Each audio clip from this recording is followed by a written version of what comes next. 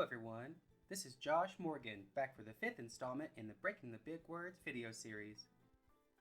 Syllable division is a systematic method for solving words with 2 or more syllables. For more background on syllable division, check out the first video in this series. These are anchor visuals from the corresponding Breaking the Big Words activity set. These visuals support retention and application of the syllable division process. With enough practice, students generalize these skills to reading words, sentences, and passages. Be sure to generalize the skills once students are able to divide the syllables. Click the links in the description to visit my Teachers Pay Teachers store, Mr. Morgan's Multisensory, and my Amazon Authors page for many more resources and products. Buy the entire series or buy an individual activity set to try. If you're looking for another quality multisensory reading program, pick up a copy of my best-selling product series, SOS to Encode, an intensive multisensory reading and spelling program, perfect for intervention. When dividing syllables, there are a number of syllable patterns to guide students to segment the word.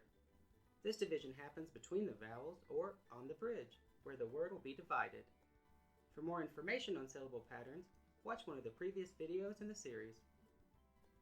Today, we will continue our work with the VCCV syllable pattern. Once students recognize the syllable pattern and break the word, they must decode the syllables in order to read the word. To support decoding, students label the syllable type.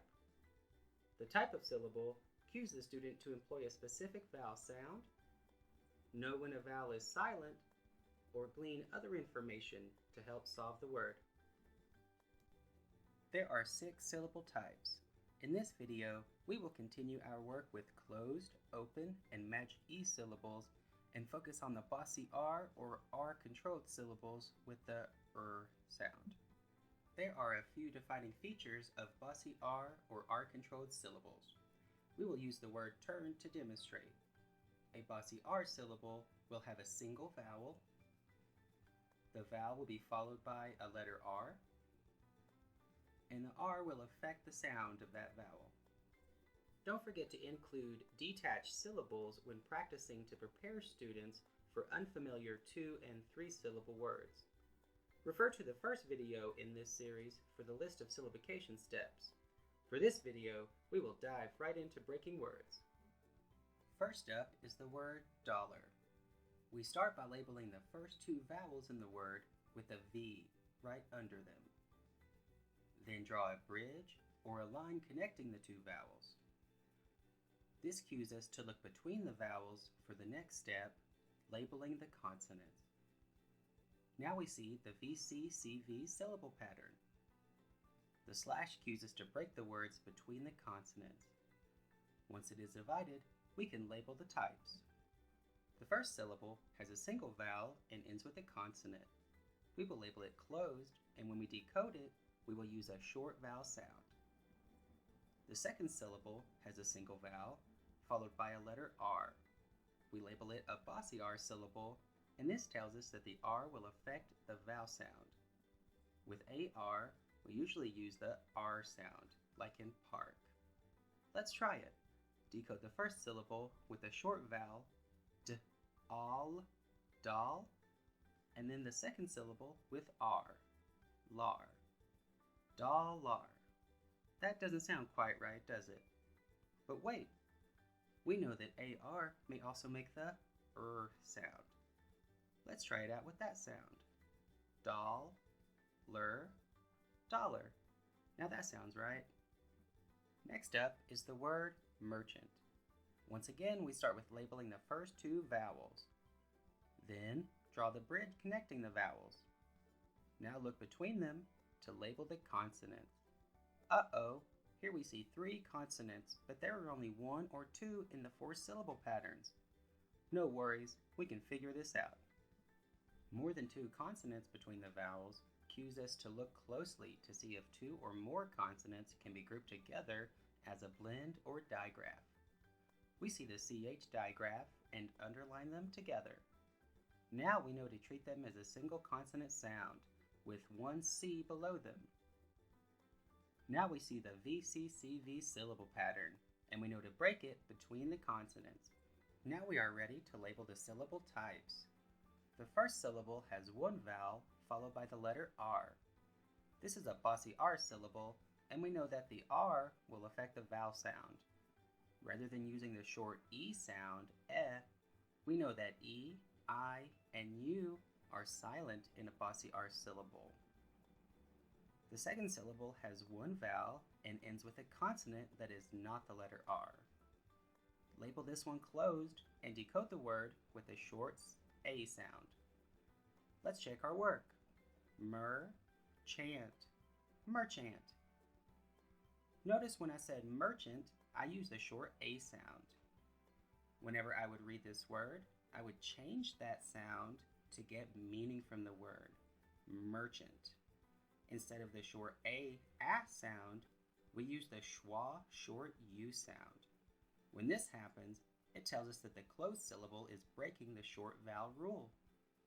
We then X out the label to tell us not to follow all of the rules with this syllable. Tractor is the next word. Begin by labeling the first two vowels. Draw the bridge connecting the two vowels. Then label the consonants between them with the letter C. Be sure to label the consonants directly below the letters C and T. Now we see the syllable pattern, VC, CV, and we break between the consonants. Next, we label the syllable types. The first is closed, which tells us to use a short vowel when we sound it out. Tr, ak, track. And the second has one vowel followed by the letter R. When we see OR, we usually think of the OR sound. Let's try that. Track, or, tractor. Now that doesn't sound quite right. Oh yeah, sometimes A and O can be silent in a Bossy R syllable. Let's try it with a silent O. Tractor. Tractor. There we go. I've heard that word before. Our last word has 3 syllables. The word is understand. We start just like the others, by labeling the first 2 vowels.